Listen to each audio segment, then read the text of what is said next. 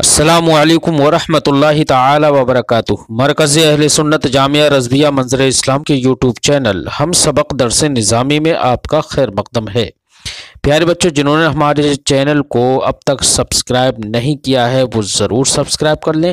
اور bell icon یعنی گھنٹی بھی بجا دیں تاکہ ہر ویڈیو کی نوٹیفیکیشن اطلاع آپ تک اپلوڈ کرتے ہی پہنچ جائے، اور اپنے دوستوں سے بھی شیئر کریں، اور بات پسند آئے تو لائک بھی کیا کریں، اور اپنے قلبی تاثرات کو کمنٹ کر کے بھی ضرور بتائیں۔ اب آپ کے سامنے جامعہ رضویہ منظر اسلام کے ایک اہم استاذ حضرت مولانا مفتی محمد ابراہیم صاحب قبلہ آپ کو نور الانوار کا درس دیں گے۔ آپ ان کے درس کو دھیان سے سنیں۔ بسم اللہ الرحمن الرحیم۔ ثم يقول المصنف والترجیح لا يقع بفضل عدد الرواة وبالذکورة والانوثة والحریہ۔ اب یہاں سے ایک بات یہ بیان کرتے ہیں کہ دو خبروں میں سے ایک کو دوسری پر ترجیح حاصل نہیں ہوگی راویوں کے عدد کے زیادہ ہونے کی وجہ سے، کہ اگر دو خبر ہیں اور ان دو خبروں میں ایک کے راوی کم ہیں اور دوسرے میں راوی زیادہ ہیں تو اس خبر کو کثرت رواة کی بنیاد پر اس خبر پر ترجیح نہیں ہوگی کہ جس کے راوی اس کے مقابلے میں قلیل ہیں، تو کثرت رواة کی بنیاد پر فضیلت حاصل اور ترجیح حاصل نہیں ہوگی۔ ٹھیک ہے، ایسے ہی اگر کوئی خبر ایسی ہے کہ دو خبریں ہیں اور ان میں سے ایک خبر کے راوی مذکر ہیں اور ایک خبر کے راوی مؤنث ہیں، تو اب ایسا نہیں ہے کہ جو خبر جس کے راوی مذکر ہیں وہ راجح ہو اور جس کے راوی مؤنث ہیں وہ مرجوح ہو، ایسا نہیں ہے۔ تو مذکر یا مؤنث ہونے کی بنیاد پر اس میں ترجیح حاصل نہیں ہوگی۔ اسی طریقے سے اگر دو خبر ہیں اور ان میں سے ایک خبر کے راوی آزاد ہیں اور دوسری خبر کے راوی غلام ہیں تو ان آزاد راویوں کی بنیاد پر خبر کو ترجیح حاصل نہیں ہوگی، اس لیے کہ اس فضیلت اور زیادتی کا جو حاصل ہے ان لوگوں کو مذکر ہونے کی بنیاد پر یا کثرت رواة کی بنیاد پر یا آزاد ہونے کی وجہ سے اس زیادتی کا، اس فضیلت کا کوئی اعتبار نہیں ہے۔ چونکہ باب حدیث میں معتبر عدالت ہوتی ہے، یہ پڑھ چکے ہیں ما قبل میں بھی، عدالت معتبر ہے، عدالت ہونا چاہیے چاہے تو وہ آزاد ہوں یا غلام، عورت ہو یا مرد، کم ہو یا زیادہ، اصل اعتبار عدالت کا ہے، اور عدالت مذکر اور مؤنث ہونے سے یا آزاد ہونے سے مختلف نہیں ہوتی ہے۔ اس لیے اگر مذکر ہے اور عادل ہے تو اس کی خبر بھی قبول کی جائے گی، اور اگر کوئی مؤنث راوی ہے اور وہ عادل ہے تو اس کی خبر بھی مقبول ہوگی۔ ایسے ہی اگر آزاد ہے، عادل ہے تو اس کی خبر مقبول ہے۔ اسی طریقے سے غلام عادل راوی کی خبر بھی اسی طریقے پر مقبول ہوگی، کوئی فرق اور ان میں کوئی ترجیح نہیں ہوگی۔ جیسے کہ حضرت عائشہ رضی اللہ تعالی عنہ یہ کتنے لوگوں سے زیادہ افضل ہیں، ہے نا، کثیر لوگوں سے افضل ہے حضرت عائشہ رضی اللہ عنہ، ہے نا، حضرت حالانکہ مؤنث ہیں لیکن بہت سارے کیا اکثر مردوں سے افضل ہیں حضرت عائشہ۔ ضبط و اتقان میں کوئی ان کی برابری اور مقابلہ نہیں کر سکتا، یہاں تک کہ نبی اکرم صلی اللہ علیہ وسلم کے وصال پاک کے بعد اور اس کے بعد حضرت ابوبکر صدیق رضی اللہ تعالیٰ عنہ تھے یا حضرت عائشہ رضی اللہ تعالیٰ عنہ تھی، کہ اگر کوئی پیچیدہ مسئلہ ہوتا اور صحابہ کرام اس مسئلے کا حل نہ نکال پاتے تو حضرت عائشہ کی بارگاہ میں اس مسئلے کا رجوع کرتے تھے اور جیسا آپ حکم فرماتی اسی پر عمل ہوتا تھا۔ کتنی احادیث کی راویہ ہیں حضرت عائشہ رضی اللہ تعالی عنہ، تو مؤنث ہے لیکن اس کے باوجود کتنے مردوں سے افضل ہے۔ بات سمجھیے بیٹا۔ ایسی حضرت بلال رضی اللہ عنہ کتنے آزاد لوگوں سے افضل ہیں، ہے نا، کہ کتنے لوگ ایسے ہیں آزاد ان کی بات معتبر نہیں ہوتی ہے، لیکن حضرت بلال غلام ہونے کے باوجود اگر اسی بات کو بیان کریں تو وہ معتبر ہوتی ہے۔ تو یہ تو عدالت کی بنیاد پر ہوتا ہے کہ اس راوی میں عدالت کیسی ہے۔ اور بسا اوقات ایسا ہوتا ہے کہ قلیل جماعت جو عدل و انصاف کرنے والی ہے، عادل جماعت ہے، یہ اس کثیر جماعت سے افضل ہوتی ہے جو گناہگار اور غلط کاموں میں فسق و فجور میں رہنے والی ہے۔ کہ ایک جماعت مستقل چند لوگ ہیں، 10-15 افراد ہیں، اور ایک جماعت ایسی ہے جو بہت ہے، لاکھوں کی تعداد میں ہے، لیکن سارے کے سارے نافرمان ہیں، گناہگار ہیں، بدکاریاں کرنے والے ہیں، اور وہ چند لوگوں کی جماعت جس میں 8-10-15 لوگ ہیں تو 4 لوگ ہیں وہ عادل ہیں، نیک فرمانبردار ہیں، احکام شرعیہ پر عمل کرنے والے ہیں۔ تو ایسا نہیں کہ وہ 1 لاکھ کا مجمع ان 8 سے افضل ہو جائے گا، ان 10 سے افضل ہو جائے گا، بلکہ فضیلت ابھی بھی انہی کے لیے رہے گی، کیونکہ عدالت تو انہی کے اندر موجود ہے۔ تو زیادتی کا کوئی اعتبار نہیں ہے۔ بات سمجھ آ گئی؟ متن کی عبارت میں مصنف نے یہ کہا کہ ترجیح عدد رواة کی زیادتی سے حاصل نہیں ہوگی، اس سے اشارہ اس بات کی جانب کہ ایک عدد کو دوسرے عدد پر ترجیح حاصل نہیں ہوگی۔ مثلا ایک روایت کے راوی 5 ہیں اور ایک روایت کے راوی 10 ہیں، تو یہ دونوں عدد ہیں نا 5 اور 10، ان کو ایک دوسرے پر ترجیح حاصل نہیں ہوگی۔ البتہ ہاں اگر کوئی ایسی خبر ہے کہ جس میں ایک طرف عدد ہے اور ایک طرف واحد ہے، کیا مطلب ایک خبر کا راوی 1 ہے اور ایک خبر کے راوی 2 لوگ ہیں، دونوں عادل ہیں، تو اب ظاہر سی بات ہے 2 جو ہیں ان کی خبر 1 کے مقابلے میں حجت ہوگی اور اسی کو قبول کیا جائے گا۔ لیکن عدد کو عدد پر فضیلت نہیں ہوگی، عدد کو واحد پر تو فضیلت ہے کیونکہ واحد ہے 1 اور عدد ہے 2، ان پر تو فضیلت ہوگی، لیکن عدد 2 اور 3 یہ عدد ہے، 4 عدد ہے، تو ایک دوسرے عدد کو فضیلت حاصل نہیں ہوگی۔ ٹھیک ہے، اب دیکھو ترجمہ فرماتے ثم یقول المصنف، پھر مصنف فرماتے ہیں وَالتَّرْجِیحُ لَا يَقَعُ بِفَضْلِ عَدَدِ الرُّوَاةِ، اور ترجیح واقع نہیں ہوتی روات راوی کی جمع راویوں کے عدد کی زیادتی سے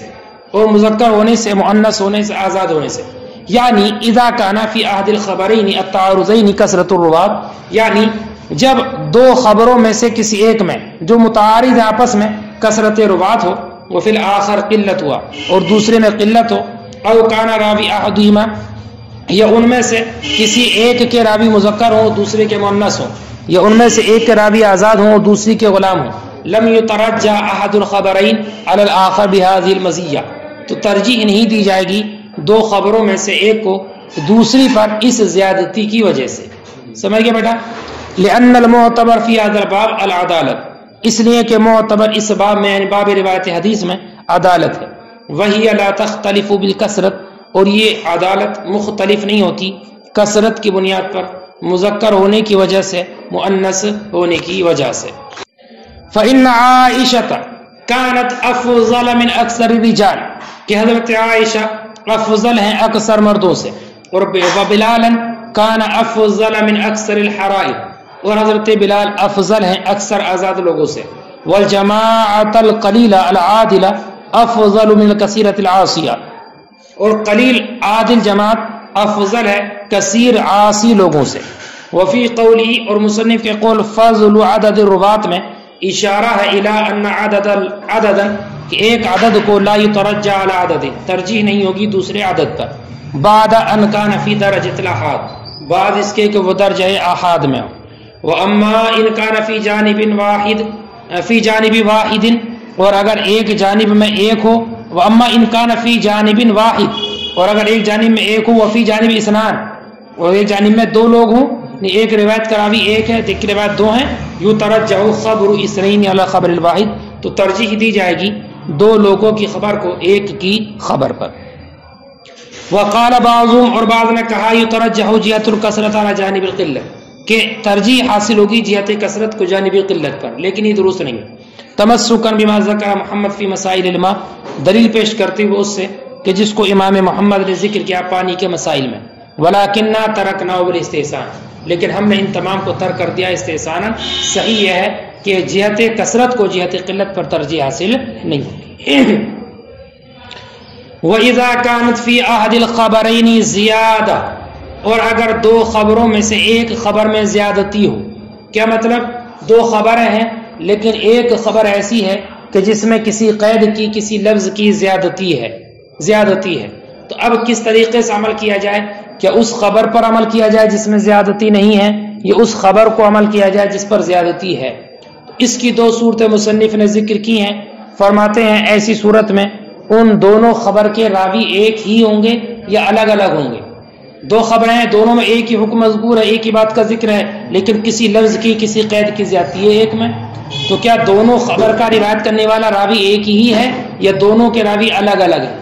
فرماتے ہیں اگر ان دونوں خبر کے راوی ایک ہی ہیں، ایک ہی راوی ہیں کہ پہلے یہ روایت ذکر کی پھر یہ ذکر کی جس میں زیادتی ہے، تو ایسی صورت میں اس خبر پر عمل کیا جائے گا جو زیادتی کو ثابت کرنے والی ہے۔ اس خبر پر عمل کیا جائے گا جو زیادتی کو ثابت کرنے والی، یعنی جس میں زائد قید کا ذکر ہے۔ جیسے کہ ایک خبر ہے قسم کھانے کے بارے میں، اور اس کے راوی ہیں حضرت عبداللہ ابن مسعود رضی اللہ تعالی، انہوں نے روایت کیا اذا اختلف المتبائعان والسلعۃ قائمۃ تحالفا، کہ جب متبائعان یعنی تو متبائعان بیچنے والا خریدنے والا، خرید و فروخت کرنے والے، جب یہ دونوں کسی بیع میں مختلف ہو جائیں اور وہ سامان جو ہے جس کی بیع ہو رہی تھی مبیع وہ قائم ہے، تو اب دونوں کو قسم کھلائی جائے، دونوں کو قسم کھلائی جائے، اور قسم کھلانے کے بعد میں اس معاملے کو ختم کر دیا جائے، مبیع بائع کو دے دی جائے، سامان اس کا اس کو دے دیا جائے، بیع ختم۔ ٹھیک ہے، ایک روایت تو یہ ہے بیٹا عبداللہ بن مسعود کی، اور ایک روایت دوسری جو اسی کے بارے میں ہے، اور اسی کے راوی بھی عبداللہ بن مسعود ہی ہیں، راوی ایک ہے نا دونوں کے، تو اس روایت میں یہی حدیث ہے، لیکن انہوں نے والسلعۃ قائمۃ کا ذکر نہیں ہے اس میں، بس اتنا اذا اختلف المتبائعان تحالفا وتراد۔ ٹھیک ہے، تو والسلعۃ قائمۃ یہ والا ذکر نہیں ہے اس میں۔ اب دو خبر ہیں اور ایک خبر میں والسلعۃ قائمۃ کی زیادتی ہے، بات سمجھ میں بیٹا، اور دونوں خبر کے راوی ایک ہیں، تو بتایا کہ اس پر عمل کیا جائے گا جو زیادتی کو ثابت کرنے والی ہے۔ اور ہم نے یہ عمل یہ کہا ہے کہ اب قسم کھانا واجب ہوگا اس وقت میں جب کہ سامان مبیع موجود ہو، سامان مبیع موجود ہو، قسم کھانا ضروری ہوگا۔ دیکھو وَإِذَا كَانَتْ فِي أَحَدِ الْخَبَرَيْنِ زِيَادَةٌ، اور اگر دو خبروں میں سے ایک میں زیادتی ہو، فَإِنْ كَانَ الرَّاوِي وَاحِدٌ، تو اگر راوی ایک ہے دونوں کا، يُؤْخَذُ بِالْمُثْبِتِ لِلزِّيَادَةِ، تو اس کو لیا جائے گا جو زیادتی کو ثابت کرنے والی خبر ہے، كما فی الخبر المروی فی التحالف، جیسے کہ اس خبر کے بارے میں جو تحالف کے بارے میں ہے، وَهُوَ مَا رَوَى ابن مسعود، اور وہ ہے جس کو روایت کیا ابن مسعود نے، أَنَّهُ إِذَا اخْتَلَفَ الْمُتَبَائِعَانِ وَالسِّلْعَةُ قَائِمَةٌ تُحَالَفَ وَتُرَادَّ، وَفِي رِوَایَةٍ، اور ایک روایت میں دوسری میں انہی سے ہے، لَمْ يَذْكُرْ قَوْلَهُ وَالسِّلْعَةُ قَائِمَةٌ، تو انہوں نے بس سلعہ قائمتن کا ذکر نہیں کیا ہے، فَأَخَذْنَا بِالْمُثْبِتِ لِلزِّيَادَةِ، تو ہم نے لیا اس حدیث کو جو زیادتی کو ثابت کرنے والی ہے، وَقُلْنَا، اور ہم نے کہا، لا يجری التحالف الا عند قیام السلعہ، کہ قسم جاری نہیں ہوگی مگر اسی وقت جب کہ سامان قائم ہو، فکان حذف القید من بعض الرواة لقلت الضبط، تو قید کا ذکر کرنا بعض راویوں سے قلت ضبط کی بنیاد پر ہوگا، سمجھ گئے؟ وَإِذَا اخْتَلَفَ الرَّاوِي، اور اگر راوی الگ الگ ہیں، یعنی دو خبر ہیں اور دونوں خبر میں ایک میں زیادتی ہے اور دونوں کے راوی بھی الگ الگ ہیں، ایک خبر کا راوی ایک ہے اور دوسری خبر کا راوی کوئی اور ہے، تو ایسی صورت میں کیا کیا جائے؟ فرماتے اب ان دونوں کو دو خبروں کے مثل مانا جائے گا، ان دونوں کو دو الگ الگ خبروں کے مثل مانا جائے گا اور دونوں پر عمل کیا جائے گا، دونوں پر عمل کیا ہے، گویا کہ اب یہ ایسی ہو گئی جیسے کہ ایک خبر مطلق ہے اور ایک دوسری خبر مقید ہے۔ تو اب ہمارا مذہب مطلق اور مقید کے بارے میں یہ ہے نا کہ ان میں سے کسی ایک کو دوسرے پر محمول نہیں کیا جائے گا، بلکہ مطلق اپنے اطلاق پر رہتا ہے اور مقید اپنی تقیید پر رہتا ہے اور دونوں پر عمل کیا جاتا ہے۔ بات سمجھ کہ نہیں؟ جیسے سنو، جیسے کہ ایک روایت یہ ذکر کی گئی، انہو نہا عن بیع الطعام قبل القبض، ہے نا، کہ نبی اکرم صلی اللہ علیہ وسلم نے کھانے کی بیع سے منع فرمایا قبضے سے پہلے، قبضے سے پہلے کھانا کھانے کی بیع سے منع فرمایا قبضے سے پہلے. کیا مطلب قبضے سے پہلے؟ کہ جب تک وہ چیز قبضے میں نہ آ جائے اس وقت تک اس کی بیع کرنے سے منع فرمایا. بات میں آئے گا نہیں؟ کیا مطلب؟ ارے قبضے سے پہلے کا مطلب سمجھ بھی رہو تم لوگ کیا؟ جیسے سنو، آپ نے کوئی سامان کھانے کا جو ہے اس کھانے کو خریدا، اب خرید لیا، لیکن اب جب تک وہ